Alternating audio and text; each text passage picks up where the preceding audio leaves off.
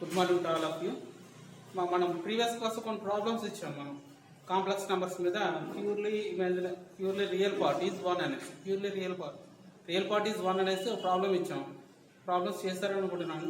Next problem చూడండి. Next problem, find the real value of theta such that 3 plus 2i sin theta by 1 minus 2i sin theta is purely real and b is purely imaginary అని ఇచ్చాడు. Find the real value of theta అనేది value అనేది కట్టాలి. theta అనేది angle అనేది find out చేయాలి. చూడండి ఇక్కడ purely real and purely imaginary. మా దీంట్లో తెలుగు మీడియం వాళ్ళు కూడా ఉన్నారు కాబట్టి దీంట్లో ఫస్ట్ కాంప్లెక్స్ నెంబర్స్ ఏమంటారంటే అమ్మా సంకీర్ణ సంఖ్యలు. కాంప్లెక్స్ నెంబర్స్ ఏమంటారమ్మా సంకీర్ణ సంఖ్యలు. వాటిని ఏ విధంగా రిప్రజెంట్ చేస్తారంటే z equal to a plus i b or a comma b కింద రిప్రజెంట్ చేస్తారని చెప్తున్నాం. దీంట్లో ఏని రియల్ పార్ట్ అని ఇంగ్లీష్ లో చెప్పుకున్నాం. రియల్ పార్ట్ ని ఏమంటారంటే రియల్ పార్ట్ ని వాస్తవ భాగము అని అంటాం. వాస్తవ భాగము. సెకండ్ లో ఇమేజినరీ పార్ట్ అని దీని అంటాం. ఇమేజినరీ పార్ట్ ఏమంటారంటే కల్పిత భాగము. ఇమేజినరీ పార్ట్ ని కల్పిత భాగము అని అంటాం. తర్వాత మనం కొత్తగా నేర్చుకున్నది వాస్తవ భాగం కల్పితం. ఇక్కడ ప్యూర్లీ రియల్ అనేది ఇచ్చాడనమాట. ప్యూర్లీ రియల్ అంటే శుద్ధ వాస్తవము. శుద్ధ అంటే కంప్లీట్ గా వాస్తవం కింద ఉంటుంది అన్నమాట. రియల్ పార్ట్ కింద ఉంటుంది. ప్యూర్లీ రియల్ అంటే శుద్ధ వాస్తవం. అదే ప్యూర్లీ ఇమాజినరీ అంటే శుద్ధ కల్పితం. అని అంటే ప్యూర్లీ అంటే కల్పితం ఉంటుంది మొత్తం అంతా కూడా. దీంట్లో వాస్తవం భాగం అనేది ఉండదు, దీంట్లో కల్పిత భాగం అనేది ఉండదు. శుద్ధ వాస్తవం అంటే ఓన్లీ వాస్తవ భాగమే ఉంటుంది, కల్పిత భాగం అనేది ఉండదు. శుద్ధ కల్పితంలో కల్పిత భాగం మాత్రం ఉంటుంది, వాస్తవ భాగం అనేది ఉండదు అనేసి దీని అన్నమాట. చూద్దాం. నెక్స్ట్ ప్రాబ్లం స్టార్ట్ చేసే ముందు మీరు కూడా 3 plus 2i by sin theta by 1 minus 2i sin theta దీన్ని కాంజుగేట్ తీసుకోవాలమ్మా. కాంజుగేట్ ఒకటి మర్చిపోయింది. కాంజుగేటివ్ ని z బార్ తో సూచిస్తారు. z bar equal to a plus i b కి a మైనస్ ఐబి అవుతుంది. తెలుగులో ఏమంటారంటే కాంజుగేటివ్ ని సంయుగ్మం ఏమంటారమ్మా సంయుగ్మం. కాంజుగేటివ్ ని సంయుగ్మం అని అంటారు. ఏ రియల్ పార్ట్ ని వాస్తవ భాగం అని, కల్పిత భాగం అని, ప్యూర్లీ రియల్ కి శుద్ధ వాస్తవం అని, ప్యూర్లీ ఇమాజినరీ అయితే శుద్ధ కల్పితం అని అంటారు. ఇప్పుడు చెప్తున్నప్పుడు తెలుగులో వస్తే చెప్తానమ్మా. నెక్స్ట్ ప్రాబ్లం చూడండి.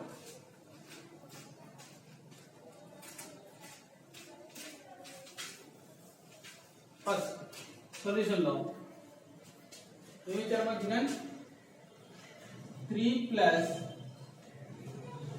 2i sin theta by 1 minus 2i sin theta 1 minus 2i by sin theta. ఇప్పుడు దీనికి కాంజుగేట్ రాస్తే 1 plus 2i sin theta by ఇక్కడ కూడా 1 plus 2i sin theta అవుతుంది. ఇప్పుడు ఏం చేయాలంటే మల్టిప్లై చేయాలన్నమాట. దీన్ని అందరినీ దీంతో మల్టిప్లై చేయాలి. 3 తో దీన్ని మల్టిప్లై చేయాలి. 2i తో 2i sin theta మొత్తం అందరినీ మల్టిప్లై చేస్తే 3 into 1 3 plus 3 into 2i sin theta 6i sin theta అవుతుంది. Plus 2i sin theta 1 2i sin theta plus 2 2s are 4 I into I square sin theta into sin theta sin square theta 2i sin theta 2i sin theta తో multiply చేస్తే 4i square sin square theta అని వచ్చింది. By 1 minus a minus b into a plus b a minus b into a plus b అవుతుంది. a square minus b square 1 square minus 2i sin theta whole square అనేది అవుతుంది. Next చూడండి దీంట్లో real part ఏముందంటే 3 ఉంది. తర్వాత 2i sin theta ఏమవుతుంది 6i sin theta 2i sin theta రెండు యాడ్ చేస్తే 8i sin theta అవుతుంది. ప్లస్ 4i square వాల్యూ ఎంతమ్మా i square equal to -1 imaginary part i square equal to -1 కాబట్టి i square వాల్యూ -1 సబ్స్టిట్యూట్ చేస్తే -1 into plus -1 అవుతుంది. -4 sin square theta అవుతుంది. -4 sin square theta అవుతుంది. By 1 ఇక్కడ చూడాలి మైనస్ ఉందా 2 స్క్వేర్ చేస్తే ఏమవుతుందంటే 4 అవుతుంది. ఐ ని స్క్వేర్ చేస్తే I square value -1 minus plus అవుతుంది ప్లస్ సైన్ స్క్వేర్ చేస్తే ప్లస్ 4 సైన్ స్క్వేర్ థీటా అనేది వచ్చింది. దీంట్లో ఇమేజినరీ రియల్ పార్ట్ అనేది చూడండి, రియల్ పార్ట్ అనేది 3 అవుతుంది, ఇక్కడ -4 సైన్ స్క్వేర్ థీటా. అది ఇమేజినరీ పార్ట్ అనేది 8i sin θ అనేది అవుతుంది. ఇక్కడ స్ప్లిట్ చేద్దాం. రియల్ పార్ట్ ఇమేజినరీ పార్ట్ కింద రాస్తే 3 - 4 sin square θ by 1 plus 4 sin square θ అని ప్లస్ ఇమేజినరీ పార్ట్ లో i ఇంటూ 8 sin θ బై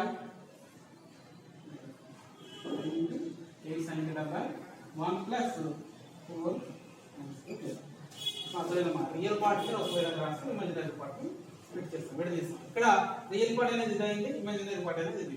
వాస్తవ సంఖ్య వాస్తవ భాగం ఇది, కల్పిత భాగం ఇది. ఇక్కడ ఫస్ట్ వన్ ఏంటంటే ఏ అనేది ప్యూర్లీ ఇమేజినరీ, ప్యూర్లీ రియల్. కాబట్టి ప్యూర్లీ రియల్ అవ్వాలంటే దాని అయితే ప్యూర్లీ రియల్ అవ్వాలంటే ఇమాజినరీ పార్ట్ అనేది equal to 0 అవ్వాలంట. therefore then imaginary part is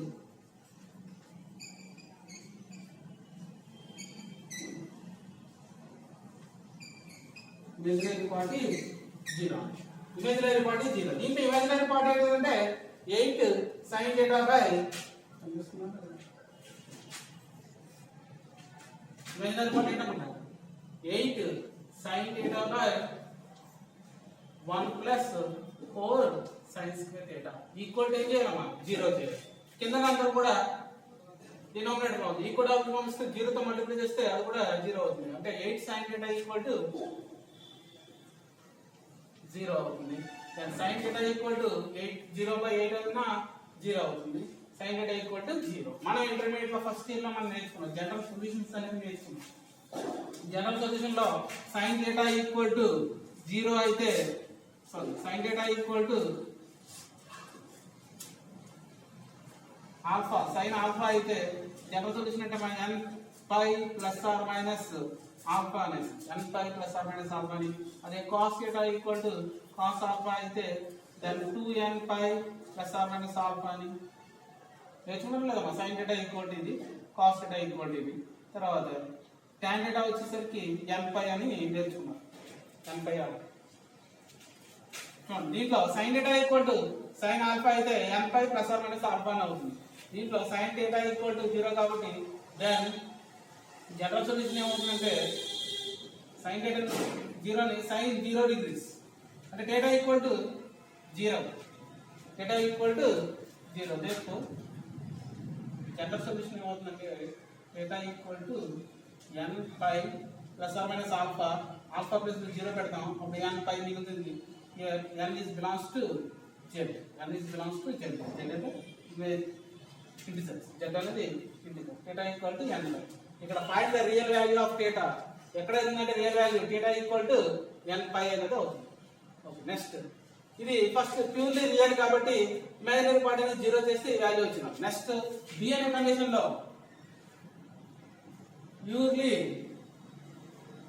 imaginary, purely imaginary అంటే మొత్తం ఎక్స్ప్రెషన్ ఎంత దేనికి చేయాలంటే then real part is 0. Real part ని 0 చేస్తే రియల్ పార్ట్ ఏమన్నా 3 - 4 sin square θ by 1 plus 4 sin square θ. ఇదంతా కూడా రియల్ పార్ట్ కి రియల్ పార్ట్ ని 0 చేస్తాం. 0 చేస్తే 3 - 4 sin స్క్వేర్ θ ఈక్వల్ టు 0 వస్తుంది. అప్పుడు 3 ఈక్వల్ టు 4 sin స్క్వేర్ θ అవుతుంది. sin స్క్వేర్ θ ఈక్వల్ టు 3/4 అవుతుంది.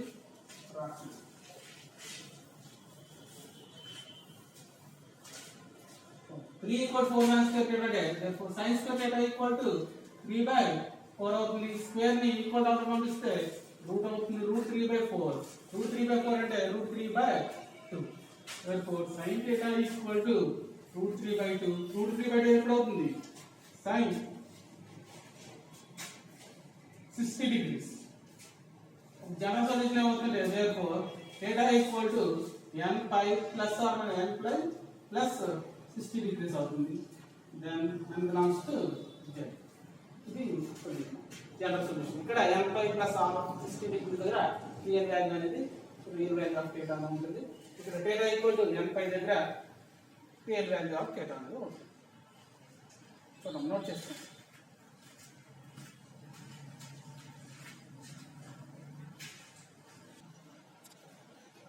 చూడండి నెక్స్ట్ ప్రాబ్లం.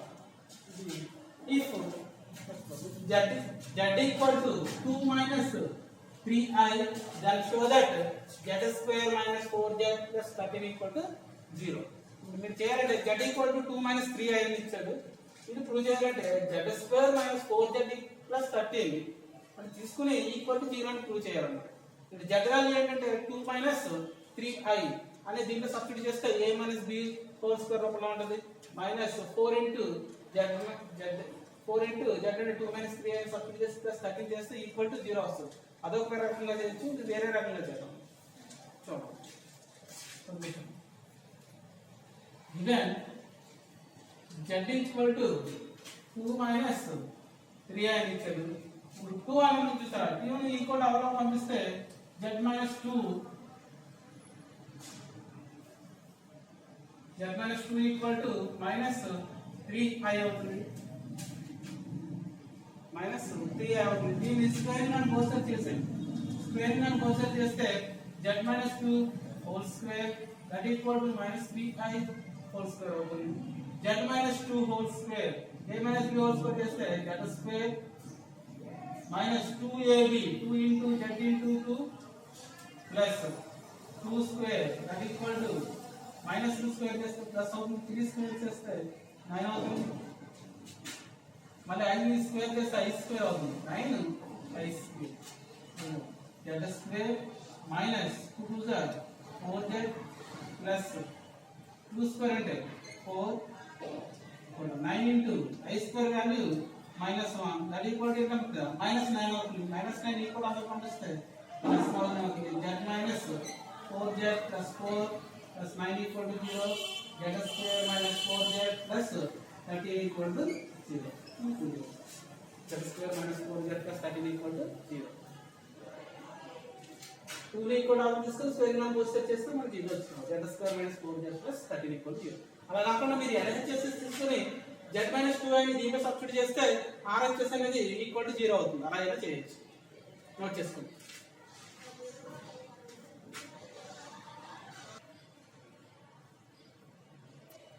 చూడండి next problem. If z is equal to 3 minus 5i, then show that z cube minus 10z cube plus 58z minus 136 equal to 0 అని మనం prove చేయాలి.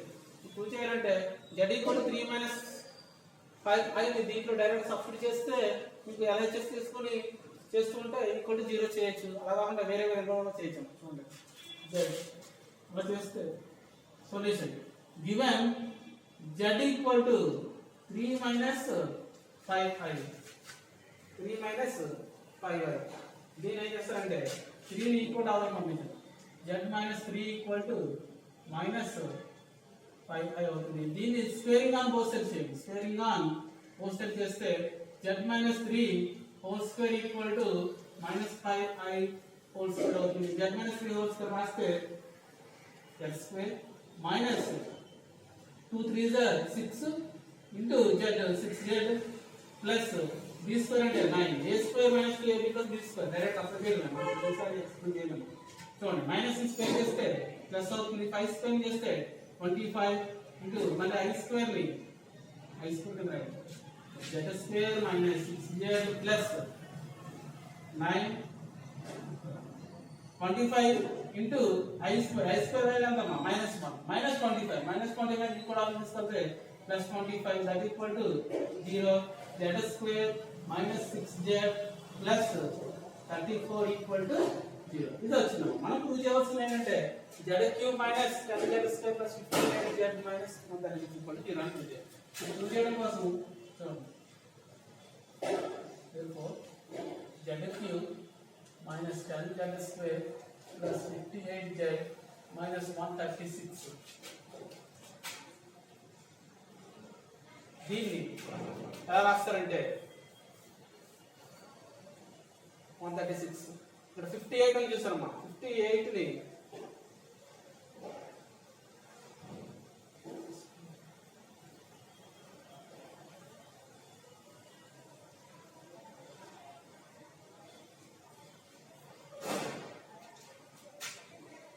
z cube minus 10 z square number రాస్తారంటే -6z square -4z square కింద రాయండి.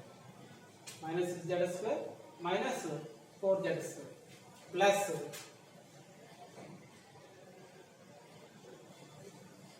58 ని 34z కింద రాయండి. 34z separate చేస్తే ఏమవుతుందమ్మా ప్లస్ 24 ఉంది. 34 బికాజ్ ఆఫ్ ఇక్కడ ఈ రూపంలో మార్చుకోవాలి. z స్క్వేర్ -6z ప్లస్ 34 రూపంలో రావడం కోసం ఇక్కడ -10 ని -6z స్క్వేర్ -4z స్క్వేర్ రెండు యాడ్ చేస్తే -10z square plus 58z number రాసుకుంటే 34z ప్లస్ 24z మైనస్ 136. ఇప్పుడు దీన్ని మొత్తం అన్నిట్లో z cube minus 6z square -6z square plus 34z దాంట్లో కూడా ఒక పార్ట్ ఉందా.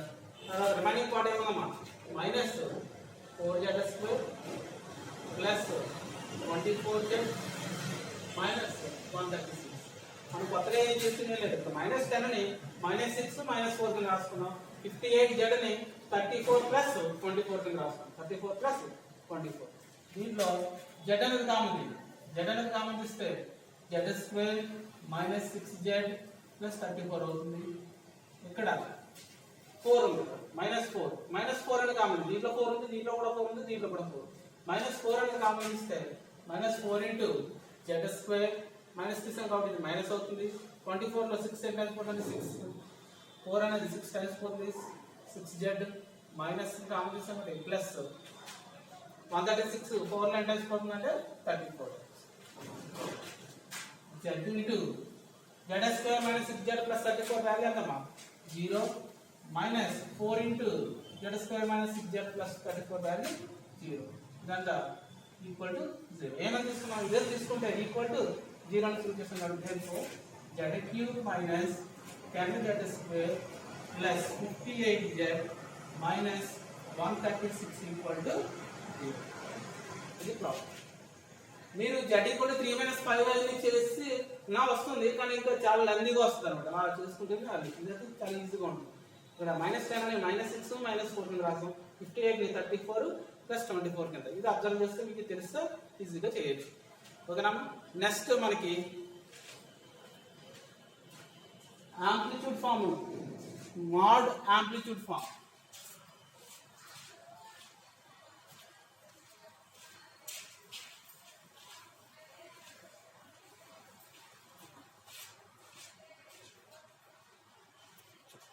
చూడండి నెక్స్ట్ మోడ్ యాంప్లిట్యూడ్ ఫామ్